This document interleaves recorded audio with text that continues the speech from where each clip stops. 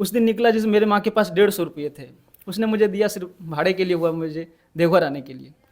वो मेरा आँख से आँसू निकल रहा था जब मैं घर से छोड़ रहा था। फैमिली बैकग्राउंड है, जैसे कि मेरे भैया जो हैं वो कोलकाता में चाय का स्टॉल लगाते हैं। जैसे कि मैं बताना चाहूँगा कि मैं अपने गाँव का पहला ऐसा लड़का था जिसने मैट्रिक का एग्ज़ाम दिया था। आज तुम्हारा दिन है तो मेरा दौर आएगा, और आज नहीं तो कभी और आएगा, है ना? तो बहुत बार होता था कि लोग एसएससी सीजीएल के माध्यम से इंस्पेक्टर पोस्ट ले रहे थे, तो हमको लगता था यार कहीं गलत डिसीजन तो नहीं ले लिए।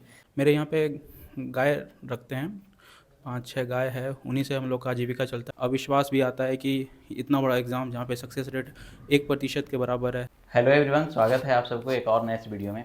आप देख रहे हैं स्टोरी ऑफ सक्सेस और मैं हूं मोनू कुमार। आज के जो हमारे गेस्ट होने वाले हैं, देख सकते हैं काफ़ी सारे लोग हैं, तो एक एक लोग का नाम लेना काफ़ी लंबा हो जाएगा। तो सर अपना सब परिचय देंगे। सारे लोगों का 67 बीपीएससी में सिलेक्शन हुआ है एमईओ पोस्ट पे। ये म्यूनसिपल एग्जीक्यूटिव ऑफिसर होते हैं।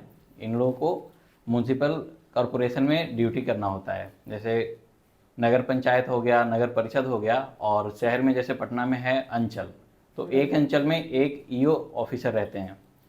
तो आज सर से बात करेंगे, और काफ़ी सारे लोग हैं, कई जगहों से आए हुए हैं, तो सर से बात करेंगे। काफ़ी लोगों का, सब लोगों का अलग अलग अपना एक जर्नी होता है।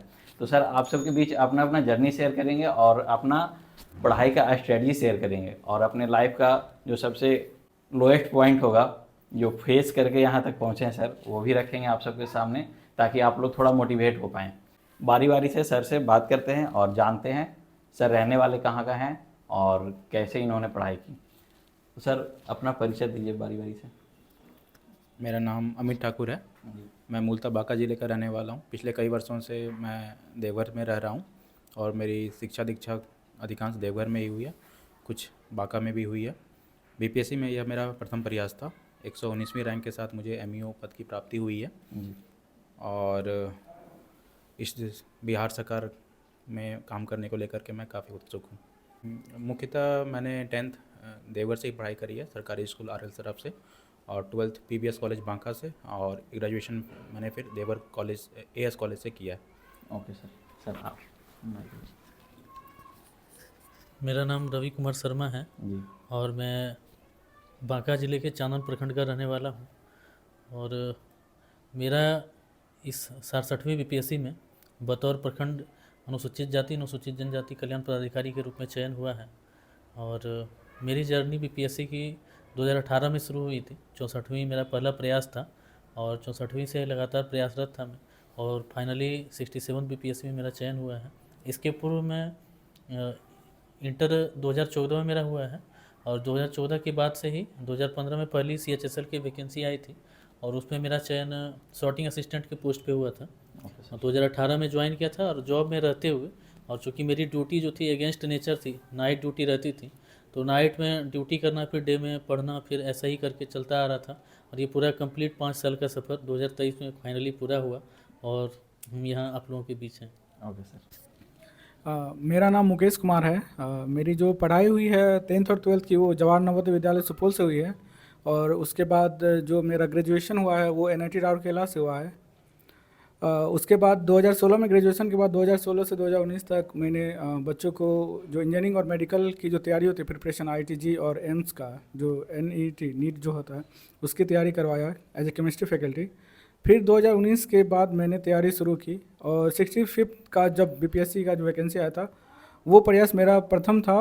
हालांकि उसमें सफलता नहीं मिली थी, प्री नहीं निकला था, लेकिन फिर 66 में मौका मिला, इंटरव्यू राउंड तक गया, और फाइनल मेरिट लिस्ट में नाम नहीं बना था, लेकिन 67th में मैं फॉर्चुनेट हूँ कि सेलेक्ट हो गया हूँ, और 68th में मेरा इंटरव्यू है, 69th का मेंस भी हो गया है। तो एक साथ ये सक्सेस टेस्ट करने का मौका मिला है, अच्छा भी लग रहा है।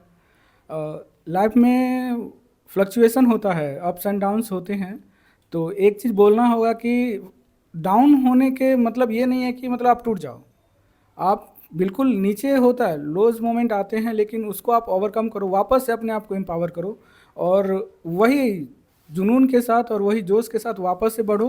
और जो लक्ष्य है ना, जो एक बार सेट हो गया कि हाँ मुझे ये करना है, तो फिर करके ही लेना है, उसको बीच में हटना नहीं है। तो मेरा यही बोलना होगा। और फाइनली 67th में as a municipal executive officer मेरा सिलेक्शन हुआ है, मेरा रैंक 559 है। तो मैं यही बोलूँगा कि आप सब बिल्कुल भी कभी भी लाइफ में लो मोमेंट आएंगे, सबके लाइफ में होता है, मेरे लाइफ में, सबके लाइफ में। तो लो मोमेंट से घबराना नहीं है, आप एकदम बेझिझक तैयारी करिए। जो भी करना है आपको, एडमिनिस्ट्रेटिव में आना है, ब्यूरोक्रेसी में आना है, और जो भी आपका भी ड्रीम है, तो उसके लिए आप एकदम निरंतर प्रयास करिए। पेशेंस और परसिवरेंस, यही दो चीज़ है जो आपको सक्सेस की ओर ले जाएगी, और कुछ नहीं। Thank you. मेरा नाम मुकेश कुमार राज है और मैं कटोरिया बांका का निवासी हूँ। और मेरी तैयारी जो है देवघर में रह के हुई है सेल्फ स्टडी से। और मैंने अपनी प्राथमिक और माध्यमिक सारी शिक्षाएं सरकारी विद्यालय से ही प्राप्त की है। उसके बाद आरकेडी कॉलेज पटना से मैंने ग्रेजुएशन किया है पॉलिटिकल साइंस में। उसके बाद 2021 में मेरा ग्रेजुएशन कंप्लीट हुआ। उसके बाद मैंने 67 का फॉर्म भरा था। कुछ संघर्ष के तो बहुत ख़राब दिन मैंने देखे हैं, बट फॉर्चुनेटली मेरा 67 में पहले प्रयास में एमयू के पोस्ट पर सिलेक्शन हो गया है। एक तो पहले अटेम्प्ट में सिलेक्शन पाना एक खुशी की बात होती है। और इसके साथ कुछ बातें ऐसी होती है जो लोग देखते हैं कि आपको बहुत स्ट्रगल कर रहा है, बहुत लो बैकग्राउंड का है, और उसके बाद अगर आप सक्सेस पर प्राप्त करते हो तो एक अचीवमेंट जो खुशी मिलती है ना, वो इजहार करना थोड़ा मुश्किल होता है। और जो चाहते हैं कि मतलब कुछ ऐसा स्ट्रगल है कि काफ़ी फेस किए हैं, काफ़ी लोएस्ट मूवमेंट देखे हैं अपने जर्नी के दौरान, तो वो अगर बताना चाहते हैं तो आप लोग बता सकते हैं। मेरे अनुसार से लाइफ में और पढ़ाई के बीच में क्या होता है ना कि दो चीज़ें होती हैं। एक तो इंटरनल चैलेंजेस होती हैं और एक होती है एक्सटर्नल चैलेंजेस। तो इंटरनल चैलेंजेस तो जितने भी ऑफिसर्स यहाँ पर हैं सभी के पास आई होंगी, और कुछ एक्सटर्नल चैलेंजेस होती हैं। मैं बहुत फॉर्चुनेट हूँ इस मामले में, और मैं मानता हूँ कि और सभी लोग भी फॉर्चुनेट होंगे कि जितनी भी तरह से बाहरी चुनौतियाँ आई थी, वो सारी बाहरी चुनौतियाँ मेरे पेरेंट्स ने अपने ऊपर ले ली। चाहे वो फाइनेंशियल प्रॉब्लम आया, चाहे वो हेल्थ इशू आया, जिस भी तरीके से, या फैमिली प्रेशर आया, ट्रस्ट डेफिसिट हुआ, जितनी भी तरह से प्रॉब्लम्स आई वो सारे मेरे पेरेंट्स ने अपने ऊपर ले ली। मुझ तक कोई भी इन्फॉर्मेशन, मैं दिल्ली में रह के पढ़ाई करता था तो मुझे देवघर से कोई भी इन्फॉर्मेशन नहीं मिलता था कि मेरे मम्मी पापा बीमार हैं। जब वो ठीक हो जाते थे तब मुझे इन्फॉर्मेशन मिलती थी कि ये एक हफ्ता से उनकी तबीयत ये ख़राब है। मेरे यहाँ पे गाय रखते हैं, 5-6 गाय है, उन्हीं से हम लोग का आजीविका चलता है, और पापा पुजारी हैं। तो गाय का जब बिजनेस बहुत ज़्यादा डाउन हो जाता था तो भी हमारा मतलब पैसा नहीं रुकता था, जो मंथली आना है वो कहाँ से आता था वो लोग मैनेज करते थे, किसी से ले लेते थे, लेकिन मुझ तक वो चीज़ें नहीं पहुँचती थी। तो चैलेंजेस बहुत आए हैं, बहुत ज़्यादा अनगिनत चैलेंजेस आए हैं, और मैं बहुत ज़्यादा शुक्रिया अदा करता हूँ अपने पेरेंट्स का कि वो सारे चैलेंजेस उन्होंने अपने ऊपर ले लिए हैं।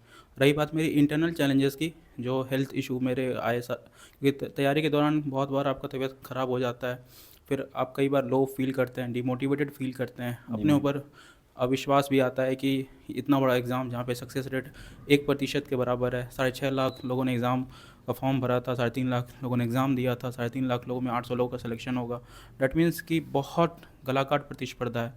तो इंटरनल चैलेंजेस तो बहुत आती है, लेकिन मेरा मानना है जो एक्सटर्नल चैलेंजेस हैं उसके सामने मेरा इंटरनल चैलेंजेस बहुत कम था। एक्सटर्नल चैलेंजेस सारा मम्मी पापा ने ले लिया मेरा। इंटरनल चैलेंजेस जो भी है वो मैंने किसी तरीके से मम्मी पापा के सहयोग से और देवादिदेव महादेव के आशीर्वाद से मैं इस एग्ज़ाम को क्लियर कर पाया हूँ, और अभी भी मुझे विश्वास नहीं होता है कि इतना बड़ा एग्ज़ाम मैंने क्लियर कर लिया है। मैं बहुत सौभाग्यशाली खुद को मानता हूँ कि ये ईश्वर ने मुझे इस पद की रूप में एक बोल सकते हैं कि उपहार दिया है मुझे। देखिए, मेरा एक ही फंडा रहा है, चूँकि ड्यूटी में रहते हुए कर पाना थोड़ा सा मुश्किल तो था ही मेरे लिए, लेकिन मैं आप लोगों को बताना चाहता हूँ सिर्फ मेरी कहानियों से आप अपने जर्नी में, अपनी तैयारियों में क्या सुधार कर सकते हैं। तो मेरा हमेशा से यही फंडा रहा है कि आप स्मार्ट स्टडी करें, क्योंकि एक होता है कि आप हार्डवर्क करें, 14 घंटा पढ़ रहे हैं, इस मानसिकता से बाहर निकलिए और स्मार्टली प्रिपरेशन करिए। अगर आप 5 घंटे भी पढ़ते हैं और स्मार्ट तरीके से पढ़ते हैं, स्मार्टली कहने का मतलब है कि आप अकॉर्डिंग टू सिलेबस चलिए, टू द पॉइंट पढ़िए, जो चीज़ें आ रही हैं आप देखिए उसका क्या मतलब चेंजेस को पकड़िए, ट्रेडिशन से कितना अलग हटकर अभी क्या चल रहा है उन चीज़ों पे तैयारी करिए। और मुझे लगता है कि मेरा एक जो मेन फंडा था कि मिनिमम रिसोर्सेज में मैक्सिमम आउटपुट, तो मैक्सिमम आउटपुट का ये मेरा था कि कम रिसोर्सेज को बार बार रिवीजन करिए उसी पे, और खुद पे भरोसा रखिए। पूरा जर्नी में एक है कि आपके हर एक स्तर पर आपके भाग्य का साथ होता है। भाग्य तभी साथ देता है जब आप मेहनत करते हैं, जी बिल्कुल। और आप मेहनत करते हैं तो भाग्य का साथ होता है, और अंतिम रूप से आप चयनित भी होते हैं। तो आप स्मार्ट तरीके से ये तैयारी करिए। 3 स्टेज जो हैं, प्रीलिम्स, मेंस और इंटरव्यू। तो आपको अब तो सौभाग्यशाली हैं हम लोग की कमीशन बीपीएससी जो है एक इतना निरंतर अपना नियमित एग्ज़ाम कंडक्ट करा रहा है। इसके लिए हम तो पहले अतुल प्रसाद सर को थैंक यू बोलते हैं कि हम लोग सौभाग्यशाली हैं कि आपके निर्देशन में पहली बार इतने ट्रांसपेरेंसी के साथ इतने फेयरली तरीके से एग्ज़ाम कंडक्ट हुआ, और हम लोग अंतिम रूप से चयनित भी हुए। और अभी जो आप देख रहे हैं कि अभी 68 69 का जो चल रहा है, तो कहीं ना कहीं अब क्या है कि आप अगर अच्छे से एक बार लगन के साथ तैयारी कर लेते हैं तो हमारे आसपास उदाहरण है कि फर्स्ट अटैम्प्ट में ही इसको क्लियर कर पाए, न कि मेरे जैसा 4-5 अटैम्प्ट के साथ आए। लेकिन मेरा कहने का मतलब यही है कि आप स्मार्ट स्टडी करिए, और स्मार्ट स्टडी के कहने का मतलब यही है कि एकदम टू द पॉइंट जो सिलेबस में कह रहा है उसी को तैयारी करिए। और अब तो चूँकि हर साल 30 सितंबर को प्रीलिम्स होना है, तो अभी आपका जो वक्त है उसमें मेंस को लेकर तैयारी करिए। मेंस का जब आप तैयारी करते हैं तो आपका वो सब चीज़ कवर हो जाता है, चाहे वो प्रीलिम्स हो या इंटरव्यू हो। और ख़ास करके जो प्रीलिम्स का इस बार से जो पूरा पैटर्न चेंज हुआ है, तो और वो हम लोग के पक्ष में भी है। 68 से जो ऐसे आया ऑप्शनल पेपर की जगह, वो भी हम लोगों के पक्ष में है, क्योंकि बहुत बार होता था कि मानविकी के विषय में हम लोग अच्छे मार्क्स लेकर नहीं आ पाते थे। तो हम लोगों के साथ इंसाफ ही हुआ है, और इंसाफ हुआ है तो इसका हम लोग मज़ा भी ले रहे हैं, है ना। और ये तो मेरा दूसरा अनुभव है सफलता का। तो हम चाहते हैं कि आप लोग भी आएँ और सफल होएं, एक बार सफलता का आनंद लें, बहुत अच्छा लगेगा। कभी बार तैयारी के जर्नी में होता था, जब मैंने एसएससी को छोड़ा पहला ही अटेम्प्ट में मैंने एसएससी क्लियर कर लिया था सीएचएसएल में। तो उसके बाद फिर लगा कि सीजीएल में भी करूँगा, तो सीजीएल में जाऊँगा, फिर वहाँ से एसएससी कर पाना, ठीक है। तो अल्टीमेटली करना हमको यही है, आना बीपीएससी में ही, करना यूपीएससी है। फिर हमको लगा नहीं, अब यहाँ से ही ऊपर उड़ान भरा जा सकता है, यहाँ से ही भरना चाहिए। तो बहुत बार होता था कि लोग एसएससी सीजीएल के माध्यम से इंस्पेक्टर पोस्ट ले रहे थे, तो हमको लगता था यार कहीं गलत डिसीजन तो नहीं ले लिया। लेकिन फिर ये एक बात याद रखिएगा कि उन लोगों को बोलते थे कि आज तुम्हारा दिन है तो मेरा दौर आएगा, और आज नहीं तो कभी और आएगा, है ना। तो इस चीज़ को याद रखिए आप लोग, और मैं चाहता हूँ और लोगों को भी आप सुने। 65th जो प्री नहीं हुआ था एक्चुअली, उस समय मेरा प्रिपरेशन फेज ही था, मतलब मैंने जस्ट जॉब छोड़ा था और उस समय वैकेंसी आ गई थी।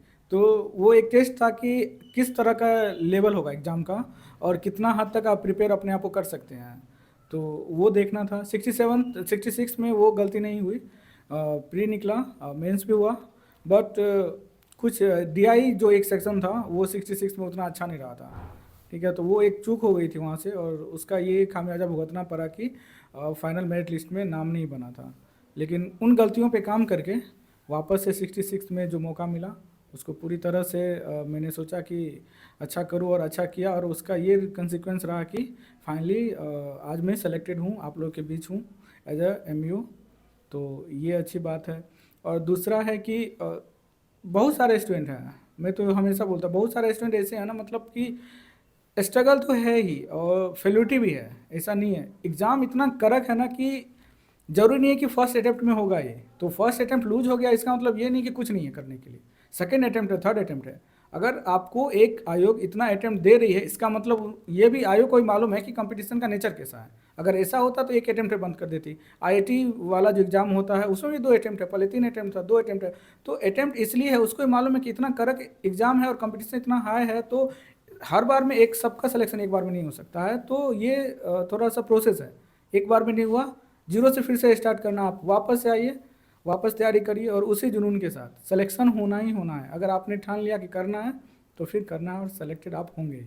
तो सर आपका फर्स्ट अटेम्प्ट था ना? जी मेरा फर्स्ट अटैम्प्ट था। तो सर जो नए एस्पेरेंट्स हैं उनको आप क्या मूल मंत्र देना चाहिएगा जो कि आप अपने तैयारी में भी लगाए कि आपका फर्स्ट अटेम्प्ट में ही सिलेक्शन हो गया, तो थोड़ा बताइए।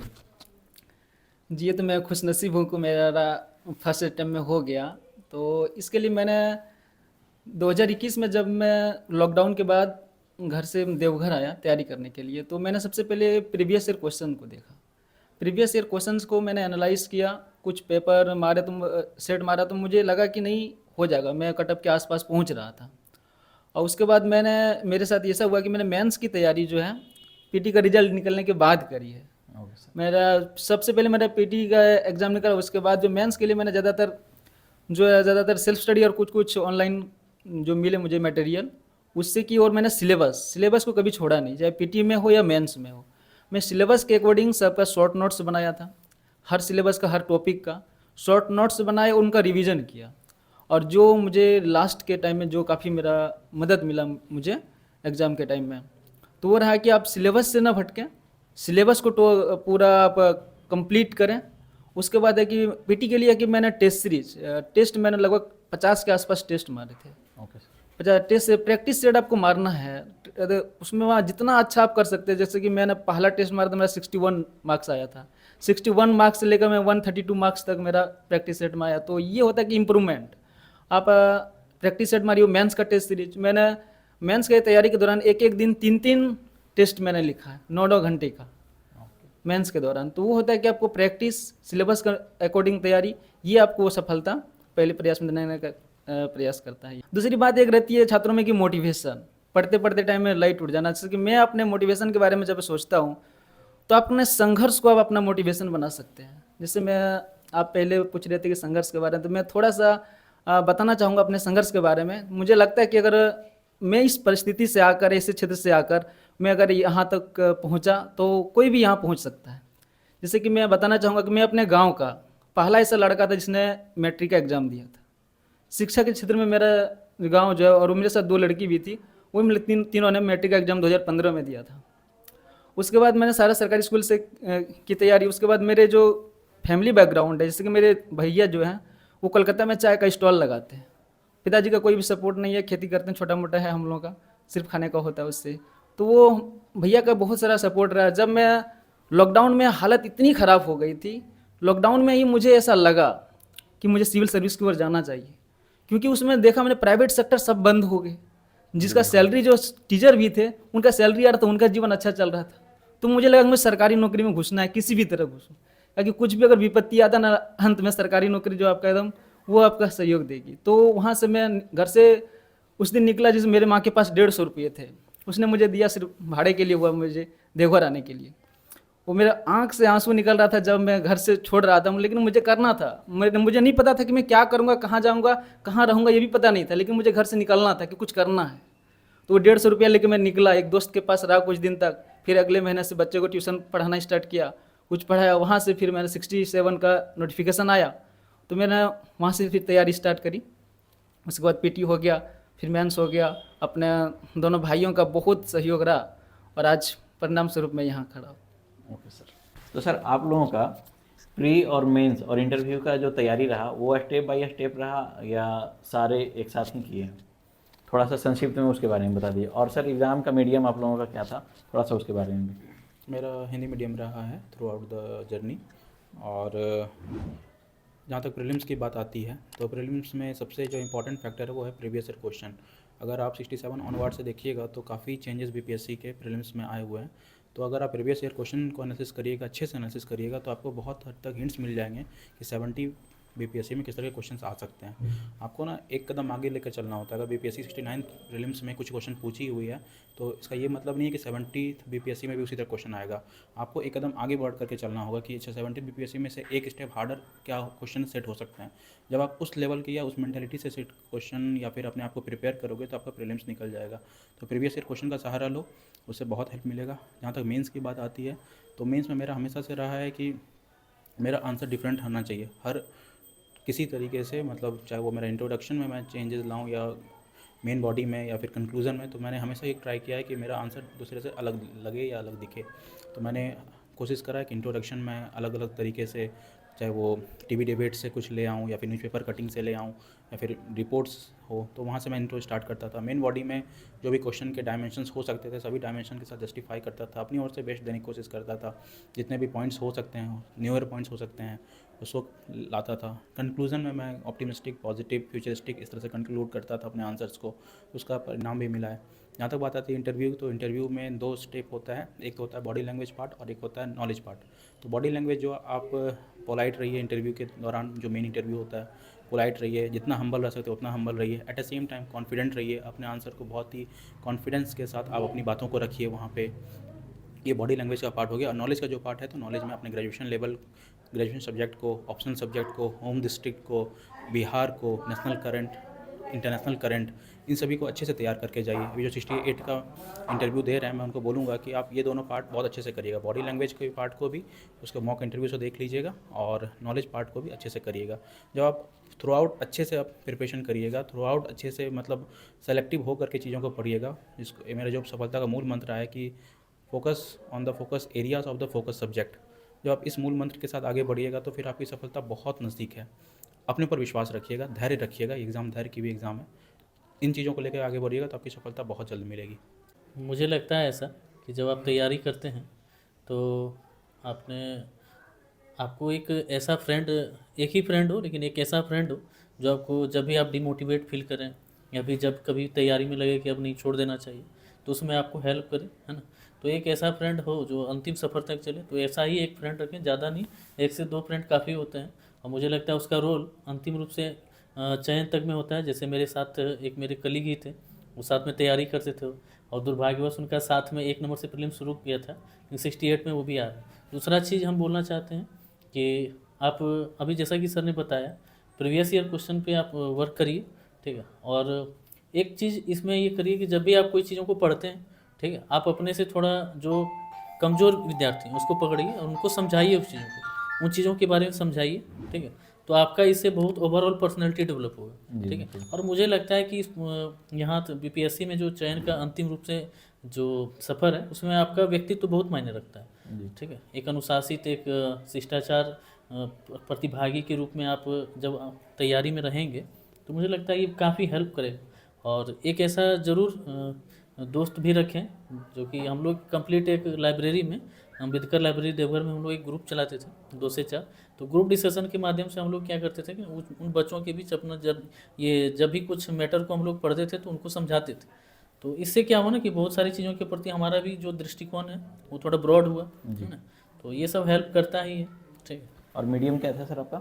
मीडियम मेरा हिंदी था, और मेरा ऑप्शनल पब्लिक एडमिनिस्ट्रेशन था।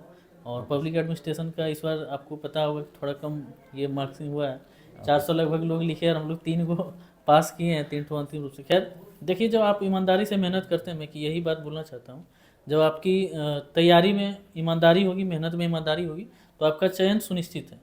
चाहे आप कितने भी विकट परिस्थिति क्यों ना हो, आप अंतिम रूप से चयनित होंगे। Okay sir. सर आप? मेरा जो मीडियम है वो इंग्लिश है। प्री के लिए इतना ही बोलूँगा, आपके पास क्वेश्चन बैंक होना चाहिए, आप वापस से उन क्वेश्चन को देखो। और सेल्फ एनालिसिस, एक जो स्टूडेंट का सबसे इंटीग्रल पार्ट है वो है सेल्फ एनालिसिस। आप सेल्फ एनालिसिस पे फोकस करो, और एकदम question back to back year का क्वेश्चन जो है ना वो प्रीवियस ईयर, वो सारा उस पर फोकस करो, उसको छोड़ना नहीं है। तो और 360 डिग्री होलिस्टिक नॉलेज, मैंने जीएस की कोई क्लासेस नहीं की है, तो आप ऐसा नहीं है कि जरूरी नहीं कोचिंग इंस्टीट्यूट में जाके जीएस का क्लास करना, आप खुद से जीएस का क्लास करो, क्वेश्चंस देखो, क्वेश्चन को सर्च करो, विजन, दृष्टि, बहुत सारा कोचिंग का मटेरियल पड़ा हुआ है। किसी मटेरियल को लो, उसको पढ़ो कि उसने उस क्वेश्चन का आंसर कैसे लिखा है, और आप अपना आंसर को वापस से रिक्रिएट करो उस फ्रेम पे, उस बेसिस पे कि वो जो आंसर है। आप रीडिंग हैबिट डालो, सबसे जो अहम बात है, आपको इंटरव्यू करना है, आपको मेंस करना है, प्री करना, आप रीडिंग हैबिट डालो। कुछ नहीं तो बस पेपर पढ़ना शुरू करो, 10 दिन कुछ मत पढ़ो, सिर्फ और सिर्फ पेपर पढ़ो। जब पेपर पढ़ने का हैबिट आ जाएगा ना, बाकी सारा हैबिट अपने आप क्रिएट हो जाएगा, उसके लिए अलग से कहीं नहीं जाना पड़ेगा। पेपर जो 18 पेज का होता है ना, वो एक मूल मंत्र है। आप देखो, हर एक पेज का अपना एक इंपॉर्टेंस है, उसमें पॉलिटी भी है, उसमें हिस्ट्री भी है, उसमें ज्योग्राफी भी है, इकोनॉमी है, सारा इन्फॉर्मेशन आपके पास है, सारा नॉलेज आपके पास है। आप बस उसको लो, कंसाइज वे में रखो, एक नोट्स बना लो। आपको लगता है कि नहीं ये फोटे हम यूज कर सकते हैं, ये पॉइंट्स हम यूज कर सकते हैं अपने आंसर राइटिंग में, बस आप लेके उसको आगे बढ़ जाओ, और कुछ नहीं। रीडिंग हैबिट जो है वो आपको वही एक चीज़ है जो आपके साथ जाएगा, और इंटरव्यू तक में वो साथ देगा, और कुछ नहीं। Thank you. सिर्फ प्रीलिम्स मेंस इंटरव्यू के लिए अमित सर ने बहुत अच्छे से बताया, और पेपर के बारे में ये मुकेश सर ने बहुत अच्छे से बताया। तो मेरे लिए कुछ कहने के लिए रह नहीं जाता है, बस मेरा यही है कि बदलते बीपीएससी के सिलेबस में जैसे देख रहे हैं कि बीपीएससी अब यूपीएससी की तरफ शिफ्ट कर रहा है, तो आपके पास अब ब्रॉड नॉलेज होना चाहिए, पूरा सिलेबस पर अच्छी से पकड़ होनी चाहिए। और जो है जो वही पीटी के लिए प्रीवियस क्वेश्चंस को आप एनालिसिस कीजिए, जैसे 70 के लिए 69 का क्वेश्चन को देखिए, उसको बेस्ट बनाइए। उसके बाद मेंस के लिए आपको सर ने बताया कि आप आंसर में कुछ यूनिक कीजिए, इस चाहे आप भूमिका जो लिख रहे हैं इंट्रोडक्शन या फिर उसका कंक्लूजन, तो उसमें कुछ आप अच्छे फैक्ट का प्रयोग कीजिए, जितना उसको आप आकर्षक बना सकते हैं वो आपको मार्क्स को डिसाइड करेंगे। तो बाकी सब ऐसा ही है। सर मीडियम आपका क्या था? मीडियम मेरा हिंदी मीडियम है ओके सर, जी। थैंक यू सर आप सबों को। सॉरी, आपको भी बहुत बहुत धन्यवाद। है ना? आपने इन प्रतिभागियों के लिए जो है ना एक मंच तैयार किया है और इतना आप मेहनत कर रहे हैं उन लोगों के पास एक अच्छी रणनीति को पहुंचाने के लिए हम लोग पूरे परिवार की ओर से 67 के पूरे 67 में चयनित सभी पदाधिकारियों की ओर से आपको मैं बहुत बहुत शुभकामनाएं और धन्यवाद अर्पित करता हूँ। थैंक यू सर, आप लोग अपना बहुमूल्य समय, बहुत बहुत धन्यवाद सर। तो आई होप दोस्तों कि सर लोगों की जर्नी से आप लोगों को कुछ सीखने को मिला होगा। सर आप लोग अपने अपने स्ट्रगल में सर का जर्नी को जोड़ सकते हैं कि सर कौन कौन से हालात से गुजरे और तैयारी किए, और इन लोगों ने हार नहीं माना तो आप लोग भी कर सकते हैं। तो ये वीडियो हम यहीं पे लास्ट करते हैं, फिर से मिलते हैं अगले वीडियो में नए गेस्ट के साथ। तब तक के लिए टेक केयर, बाय बाय।